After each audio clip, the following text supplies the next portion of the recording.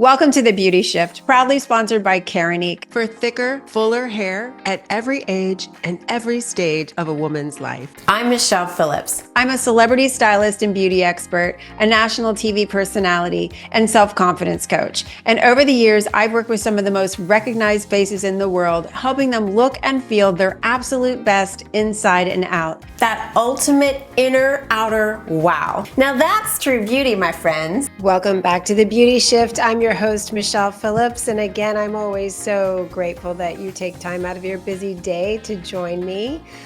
Today is a really cool topic, and it's one that if you're interested or not interested in it, I'll bet you're curious, because I have so many women come to me and they ask me about procedures. They ask me about treatments. They ask me about plastic surgery. I decided it's really important to invite a plastic surgeon here today to talk about all these things and talk about the stigma and talk about maybe some of the treatments that we can do without having to go under the knife, right? We not only have an amazing plastic surgeon, he is world renowned. He has decades of experience and a passion for staying ahead of the trends.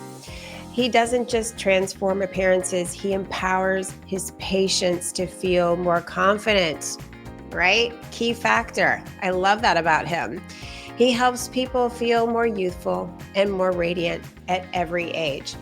So without further ado, please join me in welcoming Dr. Gregory Keller to the show. Hi, Dr. Keller. Welcome to The Beauty Shift. Thank you so much for joining us today. Well, thank you for having me, Michelle. It's great to see you.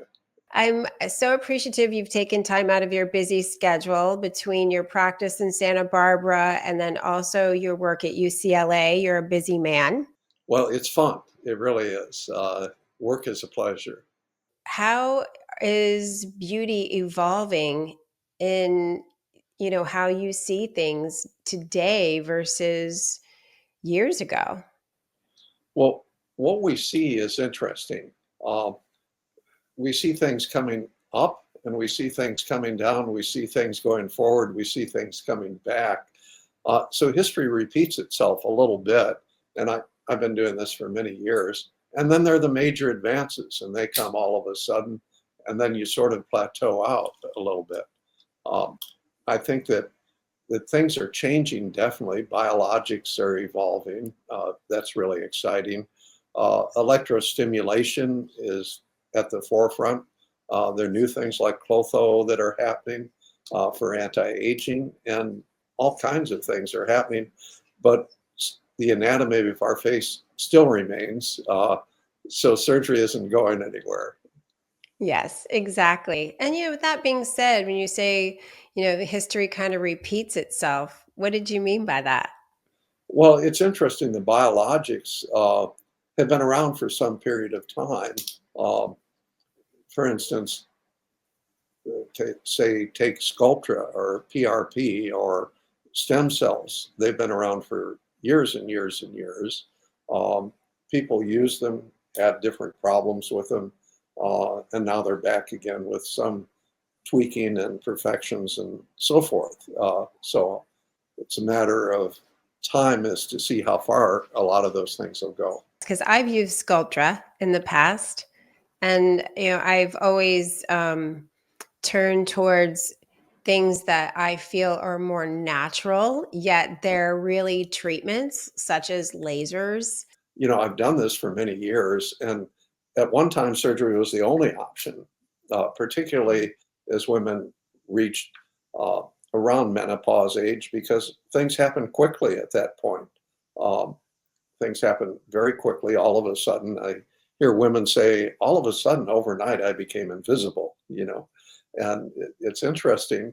But a woman's happiness is related to her oxytocin, and a woman looking in the mirror and feeling good about herself secretes oxytocin.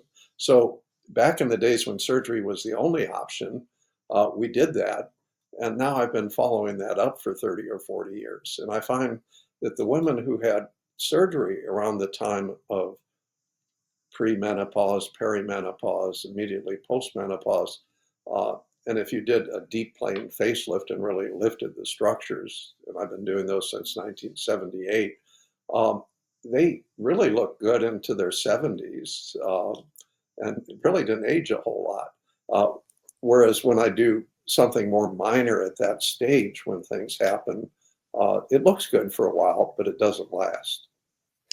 Right. And I think that's what the misconception can be is that working with clients in the past that they think, okay, well, if I have, under eye area done, or maybe my hooded lids done, and then one and done, that's it. Well, the day after surgery, you start aging again. I mean, that's right. I mean, it's not like it's a one and done, but there are certain procedures that, like you said, the deep plane facelift that does last longer. And why is that? Because there's been a lot of talk about the deep plane facelift lately, and I don't know that everybody understands what that means. Well, a deep plane facelift lifts the skin, the muscle, the fat pad all in one layer rather than the skin and then the muscle, this mass, um, where you can get a line and look a little odd. But what happens is if you can get collagen deposited in the lower layers and that picks up all in one layer, then the structures are up. So you're doing a structural lift and picking things up because what happens, the fat pad falls down like mine, but you can see if you lift that, it looks a lot better. Uh, so what you want to do is pick up all those structures in a layer so that you don't have a line across there. Uh, and again, beauty's in the eye of the beholder, and some people like a quote sculptured look, but it does look facelifted. So to get a really natural, long-lasting lift, you want to pick up those structures and have them cement in place. Right. And I would think the collagen would be extremely beneficial because even though you have a facelift, that doesn't help with volume of the skin, correct? If you're just doing just a lift. Well, oddly enough, there's a loss of volume that occurs, but also a reposition of volume. And what you ask is a question that's been debated among surgeons for many years now. Uh, but for instance, I still have volume, a lot of volume if you measure it. It's just that it's descended down into here. But if I pick it up, I've got pretty good volume. Uh, so there's a movement of the volume as well as a loss. 'Cause that makes a lot of sense. It's so funny. My father-in-law just says, Michelle, just eat more cookies. Your face will get fuller. And I'm like, that's not gonna, that's not what I want to do. Then my butt gets bigger too. Well, Elizabeth Taylor said that actually in the old days. Oh, did she? Yeah. Oh, I think maybe he stole that line then. I'm going to get him for that. I'm just so excited about our conversation today because I have women, at the dinner table, at dinner parties, get togethers, social events. As soon as they find out what I do, the first thing they're asking me is because I'm 58 years old, they're like, okay, what are you doing to look younger? You're in the beauty industry, what works, what doesn't? And then they start asking me about treatments and plastic surgery. And, if I know about a lot of different things that are out there that are available to us, which I thankfully do, working in this industry for many years, being able to work with people such as yourself. Um, and I feel that there's this stigma still, where women secretly want to have something done, but they're afraid of what people will think if they know they have had something done. So they don't want to look like they've had something done, or they're afraid of taking that step. How do you work with women that are really wanting to improve how they look, but yet they're going through that in their head of, is this the right thing to do? What will people think? And will I look like me? Well, number one, everything that we do looks natural and we make people look like themselves. And that's not acceptable to a certain group of people. A lot of people don't want to look like themselves necessarily. Mm. But I think that most people today do. And that's a shift. What you mentioned is a shift in thought, really. People want to look like themselves. So what you're taking on is the shaming aspect of things. Yeah. And a lot of that has grown much less than it used to be. You see celebrities everywhere confessing that they had a facelift or they had a laser procedure or they're using a skin cream or whatever. But I think there's a lot less shaming than there used to be anyway. You definitely like to combine treatments with procedures. What are you finding to be really effective for women? Let's say that they're not ready to have a surgery yet. What type of treatment do you typically recommend? Well, that depends on what they have. In some respects, let's take the skin. Of course, skin treatments, and I assume we'll talk a little bit more about those as we go. Procedures, do they need skin tightening? I personally like Ulthera, but we also use microneedling and sometimes CO2 resurfacing or fractionated resurfacing. And a lot of times we combine all those. If there are wrinkles, fractionated CO2 may be good.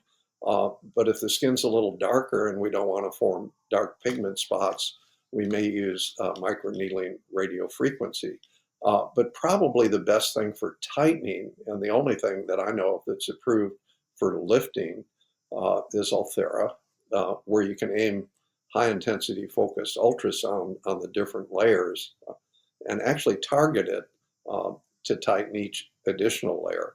I don't work for Ulthera, but I really like it, and we've been doing it for over 20 years. And that seems to have produced the biggest happiness of the non-invasive skin tightening or lifting type of procedures. Now, skin remodeling for acne or other things, the procedures that we tend to use are microneedling radiofrequency or fractionated CO2. Wrinkling can often do better with fractionated CO2 and microneedling combined. We can do ablative resurfacing, but that takes a while to heal. And we've been fortunate in there things that help to make it heal for the skin a little bit better. And we'll hasten that process. We did one lady that we used that for a fully ablative resurfacing. She looked pretty good in 4 or 5 days, which is a nice improvement because I've been doing this since the 80s, and it could take 2 weeks or a month. Oh, absolutely. I started off, which I've shared this before, with fractional laser for acne. It was the Fraxel laser back in the early 2000s. And I remember it was a week of downtime back then. But my acne scars went away. And then over time, I started to see that I was getting, the anti-aging benefits from this. And so I was like, oh, okay, I like lasers. So then I started, doing I think I did the CO2 many years ago, but that was a lot more downtime back then than it is now. And then recently, the Morpheus 8. I'm a huge fan of lasers because I see how they naturally help collagen just flood into the skin, correct? And really give you more volume and help basically reduce the appearance of fine lines and wrinkles. Yeah, and little lesions of the skin, it can really help. And brown spots and all of that. I can tell you a story, and you can cut it out if you want. But we had Laser Institute very early, affiliated with UCSB, because in Santa Barbara, UCSB supports Vandenberg, so there are people, using free electron lasers and all kinds of crazy things. And there were 6 Nobels out there at the time that we had our Laser Institute in 1982.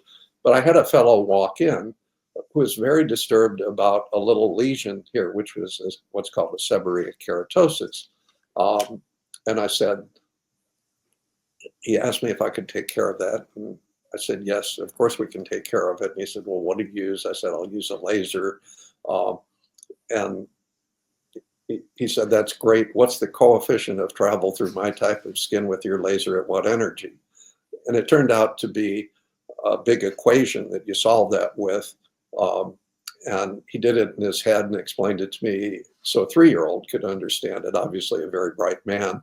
And I said, are you an engineer? He said, well, my master's is in engineering, but my PhD's in physics. And I said, well, how do you know so much about lasers? And he said, well, I invented the laser. And he did. It was Ted Naiman. And he encouraged me to work with lasers from then on. And I had a nice association with him, and it was really fun. But we've evolved with them, and yet we've come back to many. One of the great advances was done by a fellow who started the intense pulse light, and that's been remarkable in taking care of color and reconditioning skin, reducing pore size and vessels, and you're probably very familiar with that. But there's not much downtime. Pat Bitter Sr., who's obviously Irish and flushed a lot, did that. So, you know, Yeah. a lot of this. They usually would give me IPL with the Fraxel, and then I remember when I had some broken capillaries on my nose, they removed those with the IPL, and then a lot of my freckles and brown spots went away on my chest and my face from the IPL. Is that common? Yes, it's wonderful. Because lasers can do a lot of things. Basically, they can be transmitted like light through a window, reflected, or absorb the energy like a magnifying glass on a piece of paper. And what you want to do is have them transmitted through the skin and absorbed by the browns or the reds so that those are destroyed. And IPL does that very well. So if someone's listening that is a little scared and intimidated from just the conversation about the lasers, can you explain how they actually rebuild the collagen and help take away the look of fine lines and wrinkles? Not completely, but really do help soften fine lines and wrinkles in most cases. What is actually happening in the skin with the lasers that makes that transformation? Well, as you know, we lose the collagen, the fibrous network of support, and different types of um, molecular problems that go on. And what we want to do is reestablish those. And the primary way that most lasers work is with heat. Whether you put heat below the surface with microneedling, whether you transmit it, depends on how it's absorbed. The CO2 is absorbed in water, so it works from the top down. Microneedling puts a needle underneath with radio frequency, so it works from the bottom up. But you're putting heat under there to improve collagen and other structures that'll tighten things a little bit. That's how a lot of different things work, and how you can aim things and where you're going with it depends on good judgment. But it's heat placed properly that makes a difference. Yes, and it's good to, keep that up maybe once a year, several treatments in a row. It depends, correct, on what you're having done. Of course, of course. Yeah, if you're doing IPL, usually it takes a series of treatments to get the skin well. And then what we like to do is follow that up with basic type of skin regimens that can help that. Great, which is a perfect segue talking about skincare and treatments and the importance of that. What is your focus when it comes to skincare and combining that with your treatments and your procedures? Well, we want to integrate all of that. And what we can do is, if we're doing, say, CO2 lasers, is prepare the skin ahead of time, and try and build that up and try and increase the fibroblast secretion, try and build new skin, because your old basal cells that are underneath the skin mature and actually mutate. They can form cancers. So what we want to do is try and produce new basal cells that produce new skin and increase that turnover so that your skin improves and looks newer and younger, but also can take the treatment better. And there are natural things that occur for your skin healing uh, that we try and duplicate uh, the natural way that you heal your skin. Yeah, and when you mention that, for example, you go to your dermatologist and they say, "Oh, there's, I've just recently had this happen. There's a patch of skin here that's just flaky. It looks precancerous."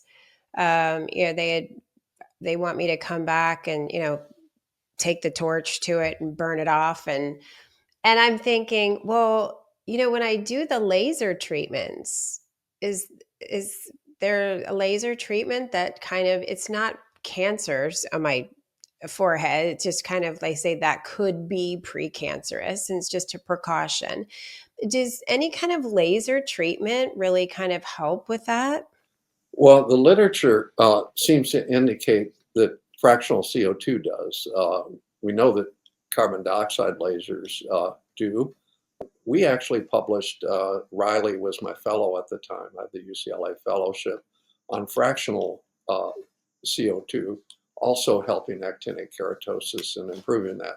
And it changes the RNA uh, setup of the skin. So that's the long answer to the short question, basically. But yes, fractionated CO2 can help that as well. Also, different types of 5-FU creams and everything can help that, but that's pretty torturous to undergo and doesn't give you a lot of cosmetic benefits as well. So if you're going to have to do it, it's sort of nice to get the cosmetic benefit. Yeah, because I was thinking, I don't know that I want that torch on my face. That's kind of what they use to take off the the moles and things, right? But because I've just, when I've done the lasers in the past, with having a lot of with the IPL, even with the freckles and things just being removed, I would think that that would be helpful as well from sun damage. It's absorbed in the browns and the reds and the light, and really does help. So I have to ask you, you must have some Irish in you or Celtic somewhere. Yes, English, very English. fair. I slather myself with sunscreen for sure, because I learned from being younger, all of my sun damage showed up later in life, but lasers have really helped with that, with removing a lot of the sun damage from my face and my neck, and my décolleté area. Sometimes recommended that to women who are complaining with having age spots, on the chest, and starting to get some darker spots on their face. Yeah, IPL can be very helpful. And if you set that up with a good pre-treatment, that really helps as well. So you want to, as you said, and you mentioned that, combine a lot of different treatments to get it, but yet you don't want to break the bank. So you want to do enough to have things work, but you don't want to go too crazy with it. And of course, you have to be careful, because gooder is not necessarily better type of thing. I just want to take a quick moment to thank our amazing sponsor, Keranique, the go-to brand for women's hair growth solutions. If you're looking for healthier, thicker, more beautiful hair, no matter what hair concerns you have, Keranique has got you covered. Their products are clinically proven and dermatologist recommended, offering a complete hair care system, including treatments, shampoos, conditioners, and supplements to help you achieve stronger, fuller looking hair from the inside out.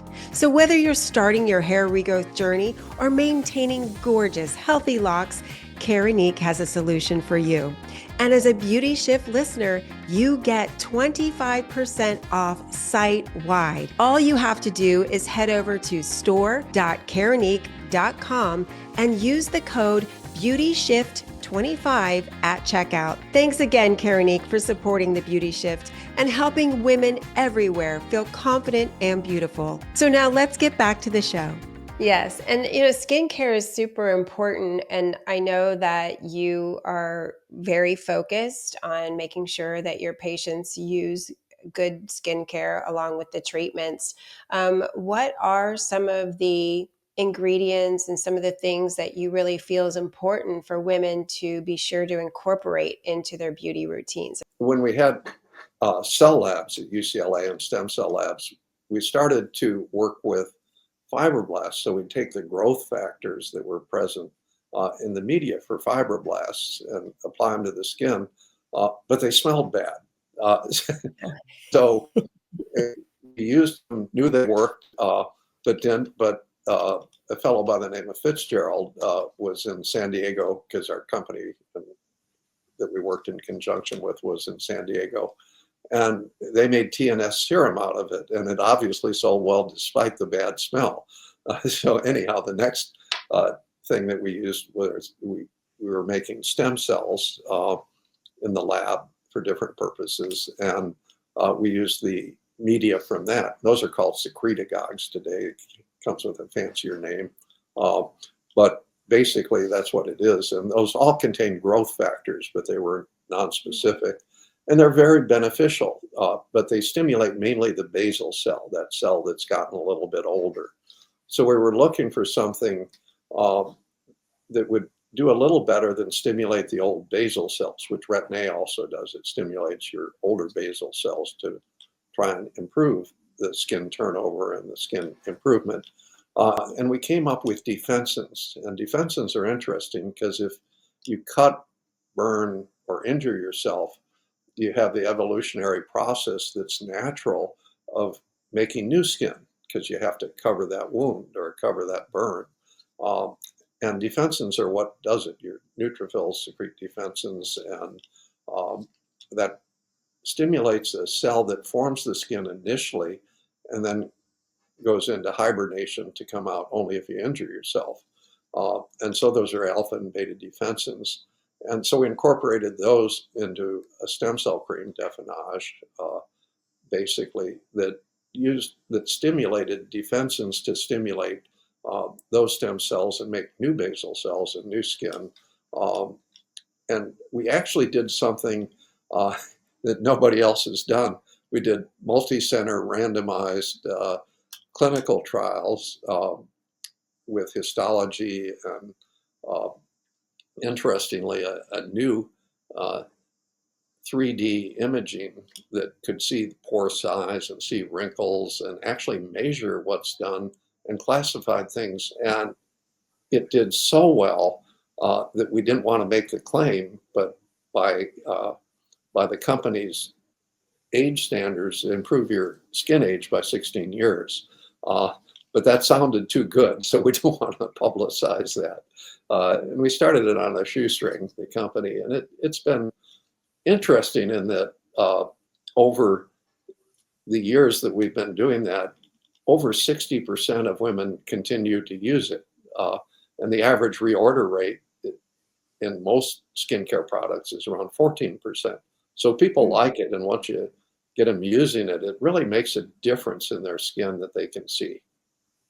Wow. So we like to Yeah. also prep our treatments with it so that you have good skin. The neck area is an area that is more difficult to treat, from what I've been told. That's been my struggle. What do you suggest for the neck area, other than, I'm sure, a good old neck lift? But I think women, when we start aging, that's the first place that shows our age. That is tough to treat because the neck skin is so thin that you can't really treat it hard, or you run the risk of burns and other things. So microneedling is the thing that's probably used the most. Ulthera, you can combine types of treatments with that. But even neck lifts have changed largely. And you'll see a lot of people who have facelifts, but the neck ages very quickly. And so there are things in the neck that you have to treat that aren't just the skin and the superficial muscle, the platysma. You have to treat the deeper structures, some of the digastric muscles and glands and things like that, and the neck will stay up. And so the deep neck lift now has become a prominence. And that really helps because you'll see necks drop even after a facelift. So non-invasive, the neck creams can really help, and Definage has been shown. And it was interesting, we had a couple people who microneedling then applied Definage to one side of their neck but not the other, or one side of their arm but not the other, which is another difficult area to treat. And it made a difference. So there are some non-invasive things that can help, lasers, neck treatments. But if you have the bands like I have here, you're really faced with doing a neck. Yeah, I had the platysmal bands. I get Botox in them, in the platysmal, just to keep them up because I have very strong platysmal bands. Why is that? Is that just something that's kind of hereditary? Or is Uh, it just as we age, they just pop out? Because you can't see it now. Because I have a friend that did some Botox there just to relax it a little bit. But typically, I see that in aging women as well, where the band starts popping out in their necks. that's a good point, and that platysma is a real problem. Uh, and basically, there's a lot of talk and papers on it, so I won't go too far into it. But it turns out that a lot of it is the neck sagging and the tightening of the neck, and the reaction, which is why Botox can help, for instance. And then there are different procedures that cut the platysma. An interesting one um, that that's out there that's more minimally invasive is a procedure called Elevate, where you actually go in and put a needle through the platysma muscle and back through the skin, and then work it back and forth to interrupt that band. And then there's a little device, a little suture that you place up there. And for the younger woman, that can be very good. Tends to diminish in the 60s. You really get a little too old for it. But if that's all that bothers somebody, that little partial procedure, which can be done under local, can be helpful in the right patient. A lot of money goes into our skincare products, our treatments, the different things that we do. There comes a point when either it could be overdone, let's just say in terms of a lot of injectables or, combinations of things, or B, it just gets to the point to where you're just trying to keep up, but it's really not going to give you the results anymore once you start aging a lot more severely.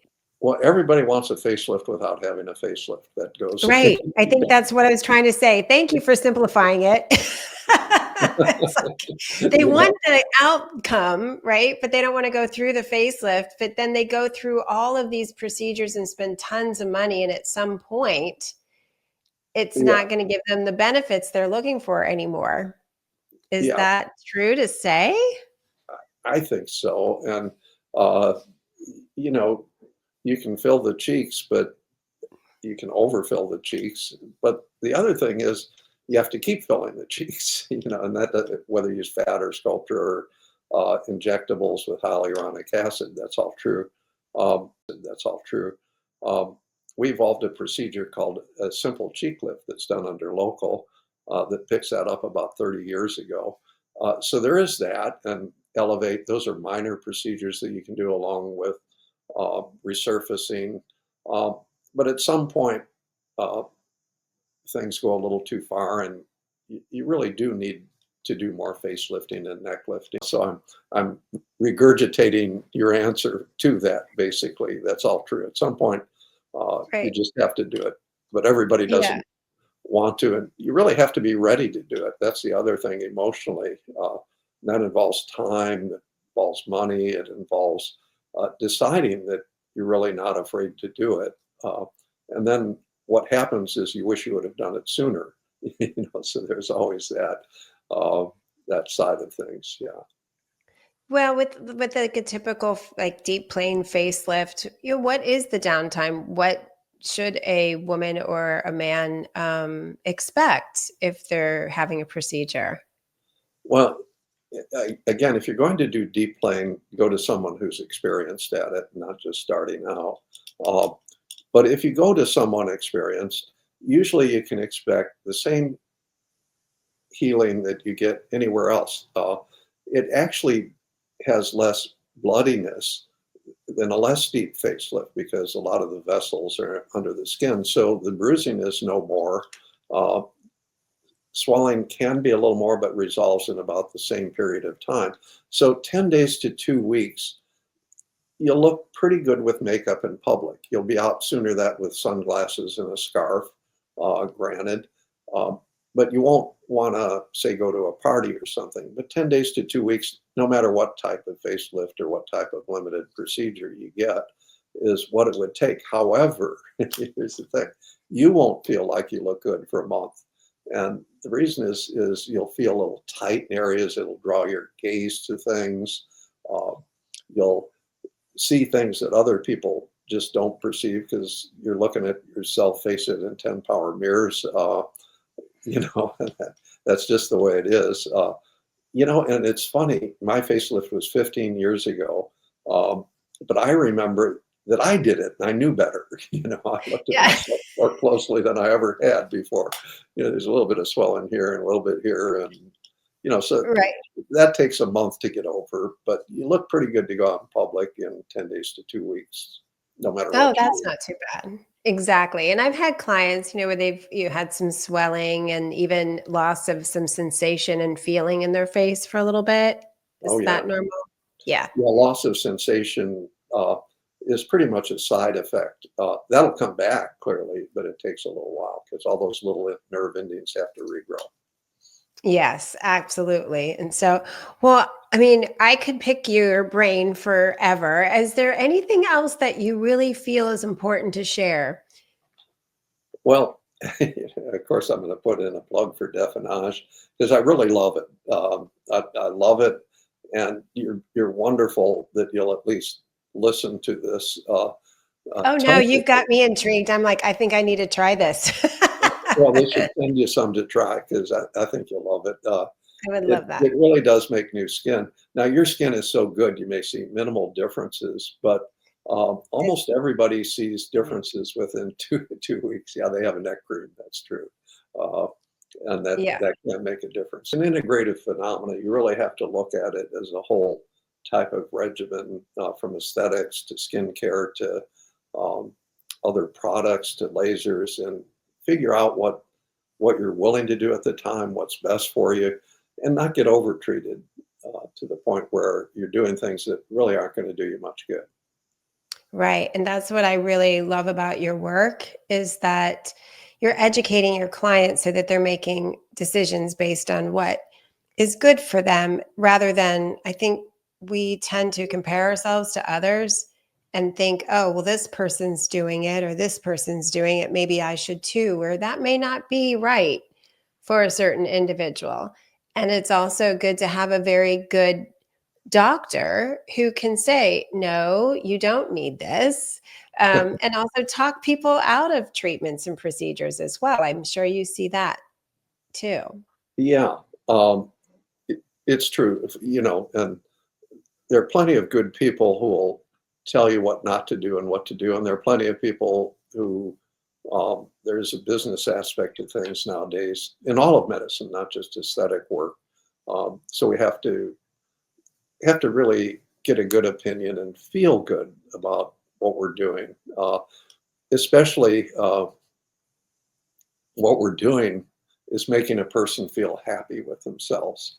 And that may not be what we'd like to do as physicians, but what will make them happy. And that's the important thing is the inner feeling of happiness. And it is partly hormonal. There's no question with oxytocin and good studies on that over the years.